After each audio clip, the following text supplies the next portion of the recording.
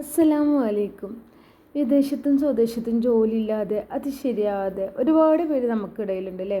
ഡിഗ്രിയും ബിരുദവും എല്ലാം നേടിക്കഴിഞ്ഞിട്ട് ഒരു ജോലി ശരിയാതെ എത്ര ചെറുപ്പക്കാരാണ്. കഷ്ടപ്പെട്ട് പഠിച്ച ശേഷം നമുക്ക് നല്ലൊരു ജോലി കിട്ടുക എന്നതൊക്കെ ഒരു വലിയ ഭാഗ്യമാണ്, സന്തോഷമാണ്. പ്രിയമുള്ളവരെ, നാഥനോട് പ്രാർത്ഥിക്കുക, തളരരുത്. അള്ളാഹു റഹ്മാനും റഹീം അല്ലേ.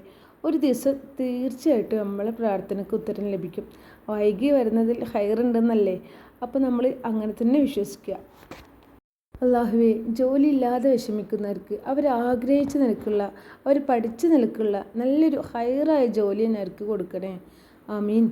ഇൻഷാ അല്ലാഹ്, നാം ആഗ്രഹിക്കുന്ന ജോലി നമുക്ക് ലഭിക്കാൻ വേണ്ടിയിട്ട് നാം എന്താണ് ഓതേണ്ടത് അതൊന്ന് ഞാൻ ഈ വീഡിയോയിലൂടെ നിങ്ങൾക്ക് പറഞ്ഞു തരാം. ഒരുപാട് പേർക്ക് ഒത്തിരി ഫലം ലഭിച്ച 2 ആയത്തുകളാണിത്. വിശുദ്ധ ഖുർആനിലെ സൂറത്ത് ആലിമ്രാനിലെ 73-ാമത്തെയും 74-ാമത്തെയും 2 ആയത്തുകൾ. എങ്ങനെയാണ്, എപ്പോഴാണ് ഓതേണ്ടതെന്ന് ഞങ്ങൾക്ക് പറഞ്ഞുതരാം.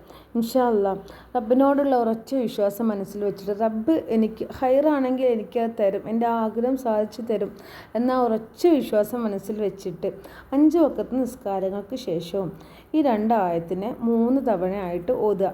ഓതുന്നതിന് തൊട്ട് മുൻപും ശേഷവും റസൂലുള്ളാഹിയുടെ പേരിൽ 3, 7, 11 ഈ ഒരു സംഖ്യയിൽ സ്വലാത്ത് ചൊല്ലാം. ഈ ഒരു അക്കത്തിൽ സ്വലാത്ത് ചൊല്ലാം.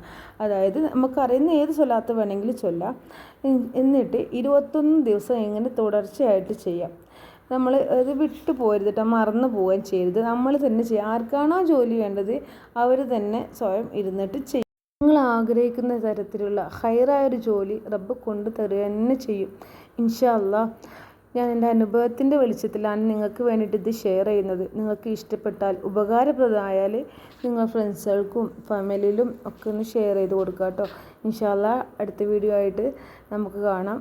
അള്ളാഹു തൗഫീഖ് നൽകട്ടെ. അസ്സലാമു അലൈക്കും.